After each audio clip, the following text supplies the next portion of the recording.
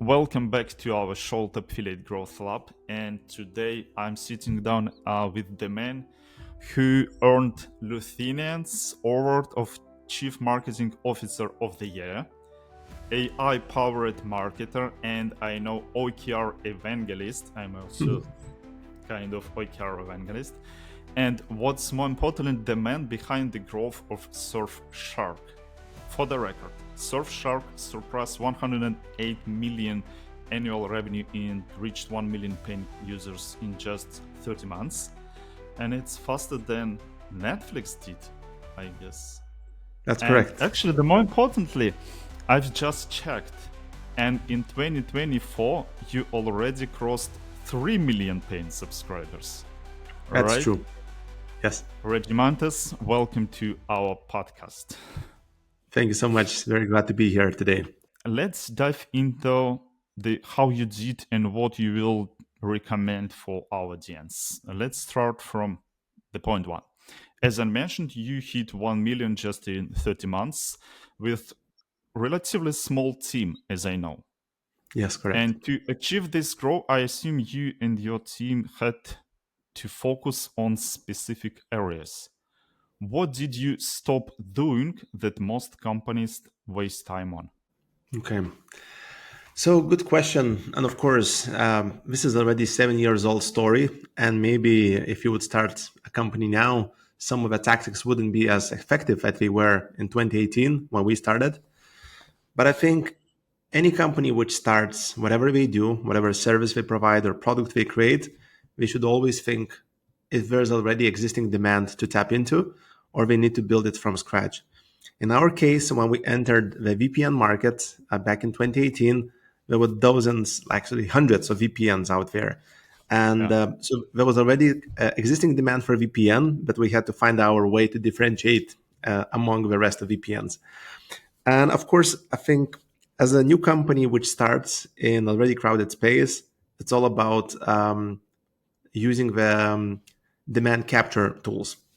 So it's not going to be a secret to say that still up till this day, Google search and tapping into the people which are already looking for the service which you provide should be number one thing because these people already made their mind that we need a service. They're just choosing where to get it from. So of course we started from PPC. That was the first channel we started. But I think shortly after, in a couple of months, influencers were already on a rise, and we knew that we cannot rely on just capturing the existing PPC demand. We had to go out there and introduce our service to the audiences which are not looking for us yet. And I think we started scratching the surface with influencer marketing pretty early in our game. That was already at second half of 2018. We were already doing the first integrations. And I think by doing influencer marketing, you also create credibility for the brand because I think it was very tricky when you start introducing yourself as a new and strong VPN. But when people start looking for you on a Google or YouTube, there's like no proof that you're alive or there's like any traction. So I think by doing influencers, we did two. So first of all, we drove direct growth. So there were like a lot of people converting from these videos, but at the same time, we built credibility and we built some evidence that we're a brand everyone is talking about. So I think these were the two brands. These are the two channels which gave us the biggest initial boost. And from that point, we started scaling, and now we have, I think, over 7 different acquisition channels. Yeah. Well, sounds great. Sounds great for sure. And as you mentioned, you already step in the market when there are some big brands. Yes. And maybe you can share some, I know, kind of a piece of advice. What is the most critical factors for small and medium businesses to prioritize when they building a marketing strategy when they compete with the large players? What is Hmm. the key points to, I don't know, to overcome there? Sure. Because of course of the budgets, they have much bigger budgets. Yeah, that's correct. So I think you need to pick your battle. You need to understand what is the niche you're focusing on or what sets you apart from the competition. So when we started Surfshark, we had few ideas in mind. So first of all, we said that we want to make cybersecurity easy. Back in the days, VPNs were used mostly by technologically advanced people. They would know what we're doing, what are the protocols we need to choose and how to choose the best VPN. And we wanted to be VPN for the rest of us. So someone who just, entering into this area, someone who's completely newbie, but at the same time Mhm. already know that maybe there is something we need to do about their security. So first of all, we knew that we're focusing on newbies. And since we're focusing on newbies, it means these people are not very highly convinced that we actually need this product. So we had to lower our price barrier. So that's why we Mhm. had this unbeatable 199 per month pricing strategy. And third, what we had was unlimited devices. So back in the day, most of the VPNs, like antivirus companies, would have a plans based on how many devices you could use your subscription on. So, for Yeah. example, on 3 devices, 5 devices, and we said unlimited devices. So it was unlimited devices, 199, and product and language, which is very easy to understand for newbies. So we knew that this is our niche, and we want to basically fight for this segment for people, which is just entering and starting their cybersecurity journey. It's kind of interesting that you mentioned that you started for newbies. Does it mean that previously all these companies they were focused on the big names as well, but you decided to focus more on the people? Because I think at the moment not only companies use VPN. It's a lot of people I know from Correct. China, from Asia. They use VPN just to uh, give the access to some US market, for example, to some services, etc., etc. And was it your focus, right? So maybe just to give a bit of retrospective, so I would say the whole thing of a consumer VPN started off mostly from 2013 when the Uh-huh. whole Snowden case was, heavily shared. A lot of people discovered that they might be surveilled, they might be tracked, their personal data might be tracked because 15 years ago, VPN was mostly used in enterprise. So for you to Yeah. access your working documents remotely and similar use cases, Yeah. Yeah. just to Yeah. basically make sure your corporate environment stays secure. But I think from 2013, that was a pivotal moment when more people discovered that actually it applies to me as an individual too. I might be interested to someone, interesting not in a good sense of this word, maybe to the government, to the big tech, to corporations, to my internet service provider. Someone is tracking, someone is collecting data about me. But still, the early adopters were people which already have a technical background. Mm-hmm. So in 2018, that was already 5 years since the breakdown of kind of the B2C VPN boom, and we felt that this audience is already expanding, and that's why we felt that it's the right time to introduce product which would be very simple, very very easy to use. Actually, we introduced comics and illustrations in our visual language Uh-huh. to really make it very, very easy, not to talk about protocols, not to talk about technical stuff, really talk about use cases and values. So that was our differentiation. So I would really offer the same to whoever is starting now, really understand how are you changing the game. Are you just going to do the same what your competitor is doing and focus on the same audience? Or maybe you have a different entry point, the back door. And so really think about this back door. As we say, riches are in the niches. So you need to find a niche. In our case, that niche was pretty powerful and big one, which was um, cybersecurity newbies. Okay. Okay. Interesting. Yeah. And as you mentioned, you said that your second channel after the paid search Yes. was influencer marketing. Yes. And I know that your affiliate and referral program is really a part of your significant growth, as you mentioned as well. Yes. But many companies I know they struggle with this channel because they either micromanage it to the death or neglect it Mhm. entirely. Actually, what Yep. from your experience, what is the sweet spot for partner management, and how do you structure initiatives to drive, I don't know, quality over quantity? Mhm. I think it very much depends on your brand character. I think the good thing about Surfshark that we always had was, a little bit like careless and fun brand image, meaning we can Uh-huh. talk about serious matters in a funny way.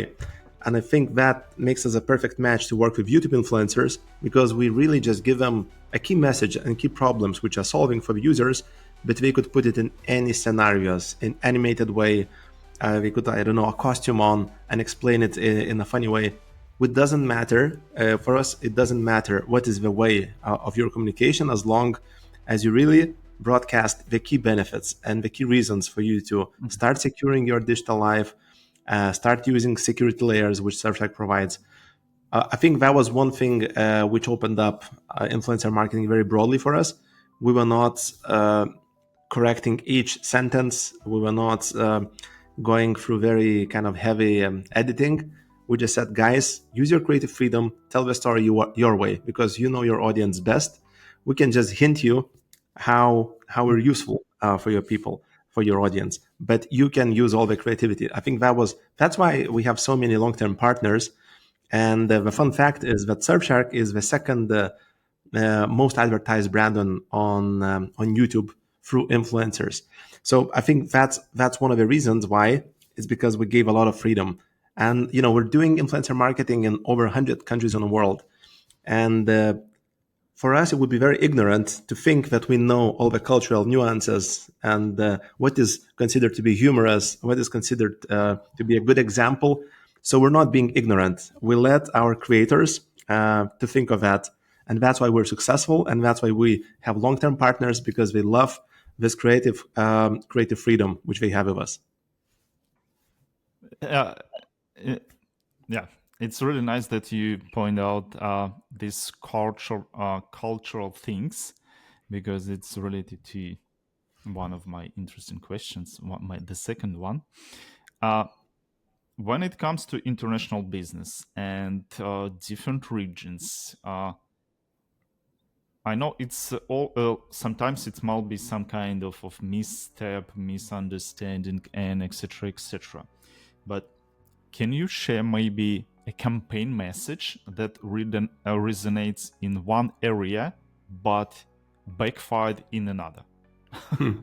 For example. So luckily, we didn't had such a big accidents where we would really mess up and Uh-huh. would make a lot of trouble. But I would say one interesting thing about Surfshark or VPN as a product that it could mean very different things in a different part of the world. Because in some Mhm. parts of the world, this is a nice to have thing. It just enhances your online experience. It enhances maybe something that is blocked for you to access. But in most of the parts of the world, this is actually a necessity.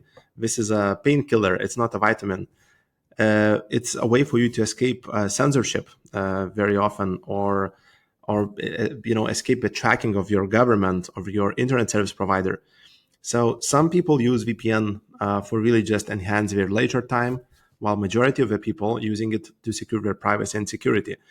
So basically, I think it's not about that we had some anecdotes of sharing irrelevant story in one country from another, but it's rather understanding how our products help. Because antivirus does the same in any country in the world. VPN is Kind of. used for very different purposes in different parts of the world. So knowing that, understanding the local use cases, what to be afraid of, what to kind of try to escape, it's very important for us to shape this messaging. And for that, of course, we have a mostly global marketing team. Most of it is focused in Vilnius and in Warsaw, Mhm. but we have also country managers in some of the countries which are more geographically or culturally remote, from Uh-huh. Europe. Yeah. So to really capture the local sentiment better. But I wouldn't say that this is something you need to do from day one. We were very successful with just having global team for I would say the first 3 or 4 years, and we only have country managers in the last 2 or 3 years when we're already trying to really grasp and use all the local nitty gritty details to make our marketing messaging even more impactful. Yeah. Yeah. Well, actually, I agree. It doesn't make sense to build up all this country manager team if you don't have a budget and don't have Yeah, resources, and it's not what you should focus on at the first day. absolutely. Definitely. This is just really getting your conversion rates to even better levels, improving your messaging, improving the quality of your comms. But yeah, it's not the channels I would start with. And maybe just coming back to the first question, which you asked me, what other channels to Yeah. start with for a new SMB? So I mentioned PPC and influencers, but of course, affiliate marketing and working with content creators, someone who's reviewing the type of a service or product which you develop is very, very important as well. And we started working with VPN affiliates also in the Mhm. first half of the year. And of course, the key was to get into their radar because at that time there were constantly inflow of new VPNs launched every month. It was a very hot, hot kind of time. There were because you know it takes one person to launch a VPN in theory. Everyone could basically Yeah, launch that yeah, kind yeah. of It's business. kind of easy. Exactly, it's very easy, but at the same now we see that market is very consolidated. There are a few very known VPNs, and yeah, that's it. But it was different time. So 7 years ago, we also had to think how we could get into the radars of these affiliates reviewing VPNs. And for that, of course, we once again had to be first of all we had to have a very good product. So we were reviewing which VPN ranks highest, what is missing in our offering for us to at least get this theoretical chance. And after that, we said we're happy to I don't know pay even for the refunded acquisitions and pay higher CPAs and said, just give us a chance. We'll do everything to have an amazing conversion rate. We'll build a custom funnel for you. So we really looked very seriously and strategically into our first affiliate partners to make sure that they make a good business out of us, that we constantly invest in our product innovation, in our brand awareness, because I think what's important for partners, they want to know that we're betting on the right brands because they want to Yeah. build constant revenue flows. So it's really this partnership mindset which we started doing from day one, understanding what are the key influencer websites on the internet, helping to decide which VPNs to choose, and where we have leverage, how we can get into the radar, how we can get at least in top 10 position, and from there, what needs to happen for us to move into top 8, in top 5. And now I think in most of the affiliates globally, we're in top 2 position. So kind of in the last 7 years, that's what we did.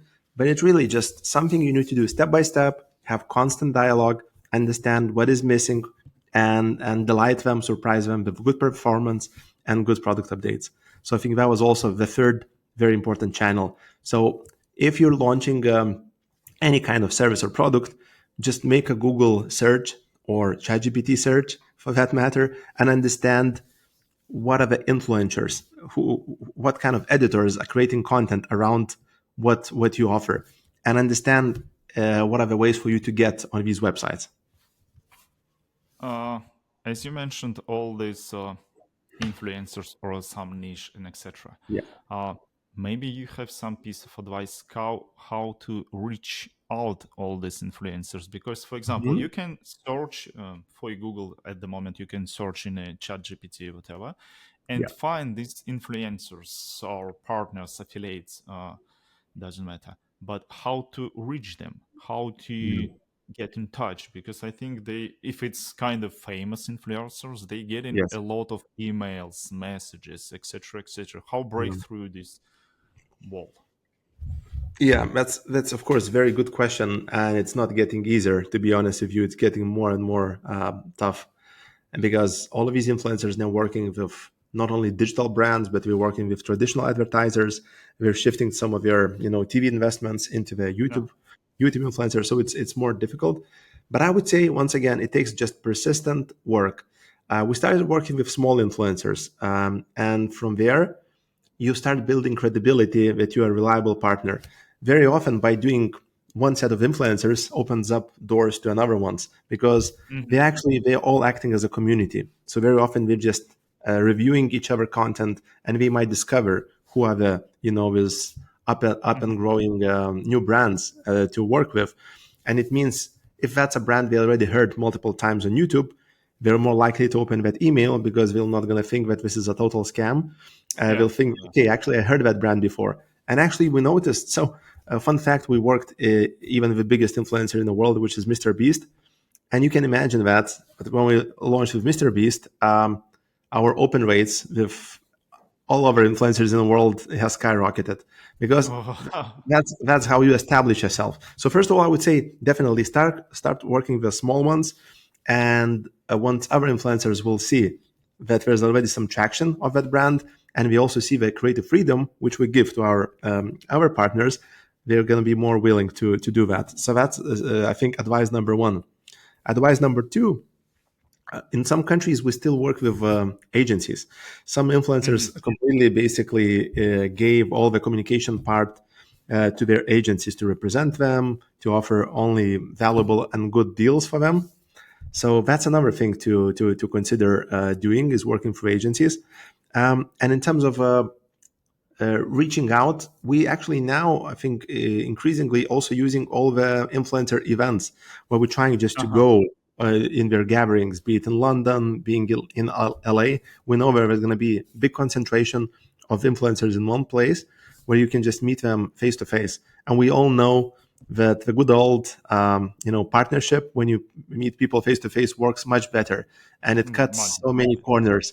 So basically, yeah, it's working through the agencies. It's building credibility through working with smaller ones and going into the physical gatherings, video cons, and similar events. That's where we get the new leads for. And of course, there are now a lot of web crawling tools Yeah. and specialized tools which can really help you to crawl database of users, of influencers in a specific space, creating content about specific topics. And yeah, we're just trying to reach out to them through email, through a social media platform.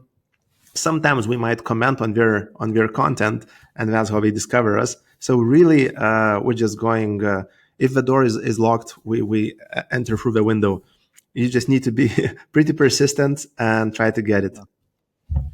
Yeah, yeah. It's really kind of interesting that the more I'm in the marketing, the more I understand it's. I think a lot of people they think that marketing it's kind of a fun part, you doing something, but actually marketing it's more consistent. You do every day one thing, so like it's so monotonous actually. It is. Absolutely. I totally agree with you. Actually, I just celebrated my 7 years at Surfshark 2 days ago. So I'm 7 years in the same company, in the same role of CMO of Surfshark, and you still continuously, fix different parts of the funnel. Because actually, in my opinion, the whole marketing is just fixing the funnel and constantly Yeah, iterating and making it more efficient. And in some cases, okay, maybe you fix the pricing. Now you need to go to demand gen. Now you need to go to actually the brand part and understand the differentiation. Now maybe to pricing. So it's all about fine tuning all the details so it works for most of the people and you can capture as much potential there is. So it's really, as you said, Anton, it's continuous work. And yeah, there is always this creativity in problem solving, and we need to deploy that creative problem solving. But it's not very much a creative work on its own. It's just really getting a lot of data, making sense of the data, and deploying the changes as soon as possible, so you can start capitalizing on the insight. yeah. uh, let's go to more detailed questions. Okay. As you OKR evangelist, and I am as well, how do you set internal OKRs that stretch the team without triggering burnout or vanity metrics and tunnel vision, Yeah. especially if it comes to a small team, because you started as a small team? Yeah. That's a very good question. And as you also know, you could use OKRs in two ways. So you could have a kind of a fixed 100% target OKRs where you just need to achieve 100%, or you could have aspirational goals, especially when you're starting off and you don't know what could be achieved. It's very good just to shoot for the stars and have these Yeah, wild goals which boosts everyone's motivation. But at the same time, you cannot sustain for these stretch goals throughout the years because people will eventually get tired and we will not sign up for high targets anymore if we can only achieve 20% of that or 30% of that. So I think the longer you operate, the better you understand what is the baseline. What is possible to achieve if you just proceed with whatever, business as usual? If I would continue doing what I did in the past, probably I would end up having, I don't know, 100 new partners launched in a month. But if you would set yourself a goal to launch 300 new partnerships, you would need to rethink the whole process. You need to think how it could be more scalable to how you did it last time. But anyways, coming back to your initial question, um, I think my logic with OKRs is that there's like hundreds or thousands of KPIs in our business operations where we can measure what's happening, and OKRs are the selected few KPIs which we think will make the biggest impact that given Mhm. period. So we pick some of the KPIs and we say, guys, let's focus on this specific KPI during this upcoming 3 months. And if we all put effort, we have a synergy of everyone focusing on this one area, we can push it through and achieve much higher result than we normally do. So in my case, it's just really understanding the baseline and understanding what will be like amazing to achieve, what would be great to achieve, and that helps me to understand where to draw a line and what is a good target for people to basically to try to achieve. So yeah, I think it's pretty straightforward. And one way how we use OKRs is we encourage people to build the impact mapping. So impact mapping is Mhm. understanding what drives the desired result. So if your end result is to, I don't know, um, achieving certain amount of new billings coming from Mhm. influencer channel, so we know what are the connected KPIs to this. So example, it means how many videos we get launched, and Yeah. what is the conversion rate, what is the average order value, how many of these partners become long-term partners. So we don't need to look for new ones all the time. We can already relaunch the existing ones. So these are just few examples, but I know what are the related KPIs which can impact. So from a starter quarter, you could think, is there a way for me to increase the number of new videos released? Yes. What can I do to get more videos released? And you start once again impact mapping. I can work with more influencers. I can work with more agencies. I can maybe hire additional people in the team. These are all ways which help me to release more videos. After that, you go to next impact area branch and saying, how can I grow the CR? Maybe I can launch specific landing pages with influencer name. Maybe I can maybe add some payment methods in some Asian countries where I work. Once again, all of these measures are going to help me to increase CR. So this is just mapping out all the potential areas, and after that, Yeah. picking Some which you hypotheses. think Yeah. exactly. You have some hypothesis. You think that gonna help me to achieve this end goal. But what is nice thing about OKRs, that if during the quarter you will see that something else works, that doesn't matter. You can just very quickly change the strategy. Maybe initially I thought that I need to work on CR, but after 1 month I saw that I already maxed it out, and maybe Yeah. instead I changed my effort into reaching out to more partners. What is more important that at the end of the quarter I would finish at the goalpost of having more billings through influencer channel. So as I always compare OKRs, this is like setting on Google Maps your destination, where you need to go. I need to Yeah. go to London, and there are multiple ways how you could get to London. You can fly, you can go by car, you can go by bus. So there are many different ways how you could get to your destination. Most important is that you would get there on time. So that's how I see OKRs. It's just understanding where you're heading to, have all the different routes, and testing them. Hmm. Interesting. Do you have a different level OKRs, or use I don't know, kind of a big one for marketing and that's all, or you separate, for example, like one layer is for C level Yeah. OKRs, the second one for department, and Yeah. the last one personal. Yeah.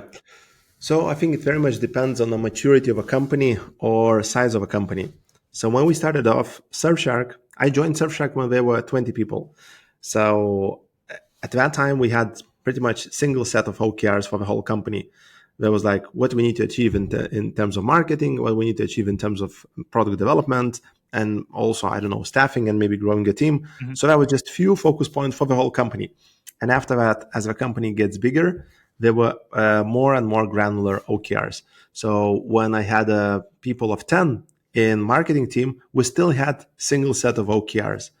But now, fast forward to today, there are close to 90 people working in Surfshark marketing team, and it means I have already very granular, Yeah. OKRs. So, for example, for each team, so influencer team has their own OKRs, affiliate team, PPC team, organic team, PR team, social team, etc. They all have their set of OKRs, but of course, they all align to some overarching goals, like the number of billings we need to generate, or maybe certain profitability, or maybe certain share of voice in a market or share of market. So this is something that's kind of on top of everyone, but they all contribute in different ways. And some bigger teams, they already have team level OKR. So, for example, SEO team, we have Mhm. offsite SEO, on-site SEO. Now we even have kind of AIO, AI optimization unit. So all of them have their own OKRs already. So I think it very much depends. I'm not a big believer in personal OKRs. I don't think you need to get as low as to individual OKRs, but I think on a unit squad level OKRs, I think that makes Mhm. sense that everyone has same goals. Okay, yeah, makes sense. Makes sense. I think you can go to a personal OKRs if it's team of, I don't know, 5 Yeah. Yeah, members. exactly. It makes sense. If it's a 9, okay, 10, 20, 30, it's already a kind of a big team. And Exactly. personal, Exactly. it would be too much distractions and much better to focus on a sub department OKRs. That's correct. Okay. Yeah. Yeah. Yeah. And actually, I have a last one question for you, to some of our listeners, to our audience. Maybe you can like combine all your experience from Surfshark, Google, and previous Mhm. companies, and could share some piece of advice. What top three key actions for the next year quarter that business should focus on to grow their loops, Mhm. customer loop, and what should they prioritize to make the biggest impact for the Mhm. next quarter? Yeah, that's an easy one, Antonia. Well, I would say, of course, we're in this transitional era, and AI is growing, and it's impacting many aspects of marketing very, very directly. Yeah. So I think it's just, and I'm not saying it's a holy grail that fixes everything. AI is still just a tool, and you need to know what to do with that, and you need to Yeah. understand how it impacts each of your channels. But I would say, really understand what is your take on the whole AI change. And I would say the biggest changes are that organic traffic is shrinking for many of the websites, many of the authoritative websites in the past. They have less and less traffic, which they get from Google. The reason is because Google is rolling out AI overview. A Yeah. lot of people are getting the answers straight in the search, result page. They don't need to click through. And this is a big, big change for many. It's a big change for affiliates. It's a big change for marketers. And I could, of course, talk about it. That could be a separate podcast just to talk about this topic alone. But I think it's very Yeah. important to understand whom to work with. So in this age of AI, one thing doesn't change, it's authority. So authority of a website, authority of an author, of a journalist, that is still a sign of credibility. So we need to pick who will survive this age of AI.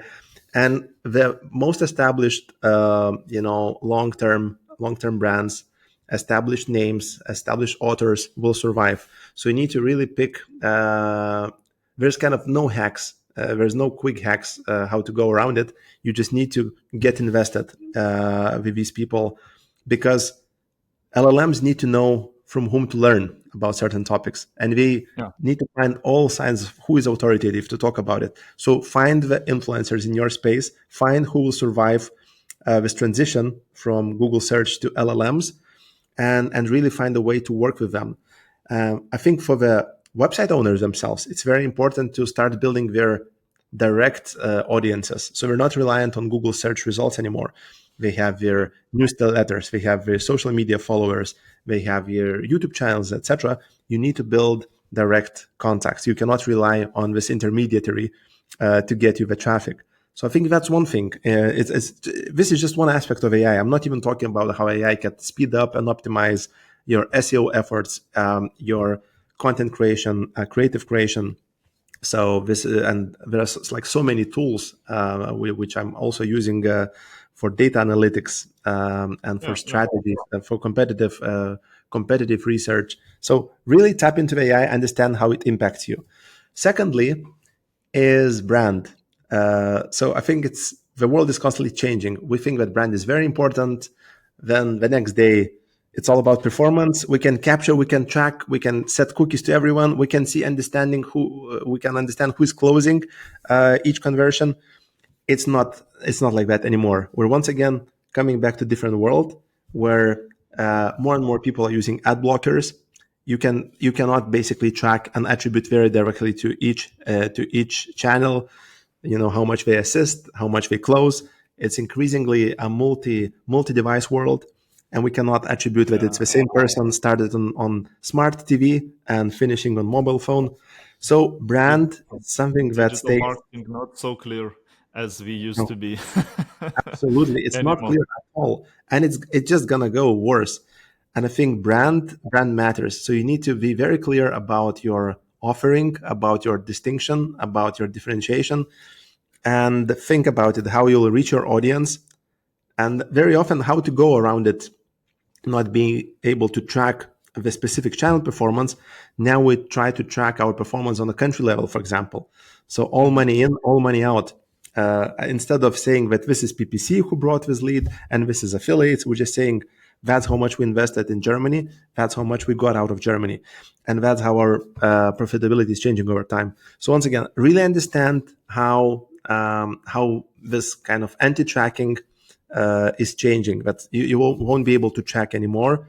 More and more people opt in for more privacy, and Mhm. legislation is following that. I think that second thing, to really understand it, how to outsmart these limitations. And I would say thirdly is it's continuous learning and then continuous innovation, and it's pushing your own boundaries constantly, being very very curious. Learning, talking, networking. So really spending time not to stay in silos, because sometimes we might get stuck sitting in one place for too long. Yeah. We might become blinded and single kind of sided. So you need to open up your inner boundaries by talking with like-minded people, following, listening to podcasts. Each day on my work and back to home, I'm listening to YouTube content, to podcasts, because we might not find time to finish a university course, but that should become a habit for us to stay on track and have certain authorities from whom we learn how to succeed in this ever changing world. So I would say these are the three things: AI, uh, understanding how to track things when it's not possible to track things, and for that, brand, growing the brand, which will always be a key currency, being known, being recognizable, being distinctive, and thirdly, constantly learn new things. Yeah. Yeah. Well, I think for a good marketer or business entrepreneur who in charge of marketing, uh, you can be not curious and not learning, because in my era we started from era with no phones, then Yes. mobile phones, then smartphones, then laptops, then AI, etc., etc. I remember the times when you buy for your computer a RAM, and next week it's already old. Like Yeah, I it was remember. so fast, and at the moment it's much faster. Like with this era of AI, all these automations, innovation. Of Yeah. course, it's not like a holy grail. It Yeah. won't it won't bring you money overnight. And a lot of all these AI tools that promise you, okay, it replace your marketer, it's replace your sales representative, etc., etc. It just, in my opinion, it's just a bullshit. But Yeah. anyway, all this AI with the right approach, with the right template prompt, can significantly improve, increase your output in the marketing. Anton, I completely agree with you. And I don't think that that is something we should be overhyping. It has so many limitations, so many errors. You still sometimes, I sometimes bashing my head into the wall when you can just really explaining multiple times what exactly you want to get out of it, and you still don't get it.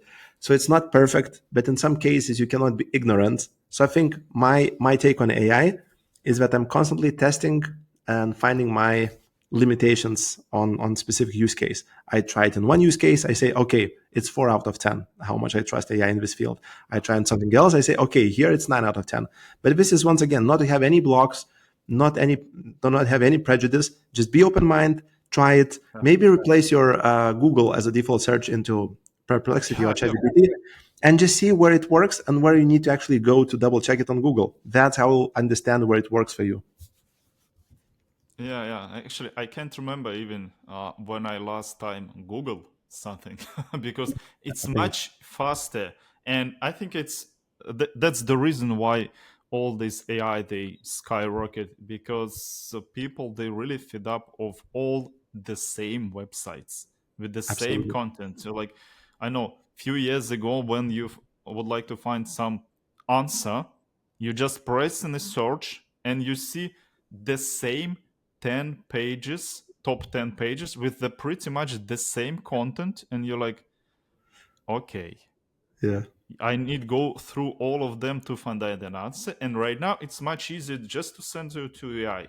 Like, exactly. here is the answer, short, precise, and etc. Okay, with some common sense, you can't rely on Yes. it 100%, but anyway, it's much Yeah. easier. And I'm using AI Yes. like as a search tool, as Mhm. research, because of course it's much faster to combine all the data that you are Yeah. provide. Like, here is the data. I need you find me this, this, and this, Yes. and it's much faster. Yeah, exactly. And I would say I'm a big fan of deep research. So both ChatGPT has deep research and other LLMs has it, and it really extracts everything there is about some certain topic. And you have like 10, 15 pages, and you understand topic which was completely alien to you in just 10 minutes because it can do research on the latest findings on certain topic, Yeah, and I can really just debrief myself very quickly. So it's kind of really small study module. In just 10 minutes I can get familiar with something professionally organized. So for me, it's my greatest companion in understanding things and analyzing and making sense out of the things. yeah, yeah. And as you mentioned, following and uh, building up a network or Yeah. like collaborate with other professionals, it also makes sense because when you're using all this AI, they pretty much Q&A solution. If Yes. you don't ask any questions, they don't provide you anything. But when you Exactly. start networking, even Yes. if you're not asking, you can hear Yeah. Yeah. Yeah. Exactly. some interesting point. Like, aha, that's the interesting point. Exactly. Let me That's find out more. that's super Yeah, good point. That you need to know what to ask. You need to know how to ask. But as you said, for you to understand what to ask, you need to have some inspiration. It means you need to break from your business as usual, bubble. You need to get in different setting, talk with different people. It might spark different ideas and see your business in a different light. yeah, yeah, exactly.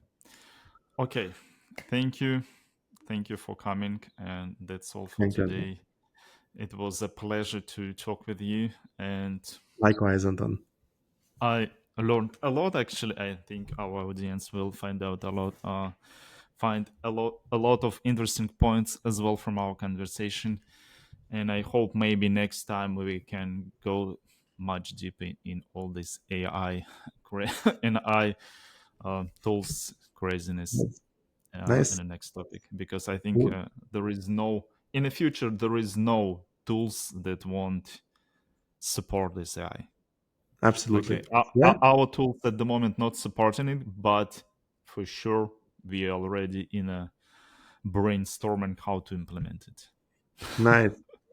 Anton, thank you so Okay. much. I enjoyed the conversation. So, yeah, let's stay in touch and good luck to you and Tapfiliate. Yeah. Thanks. Bye. Bye bye.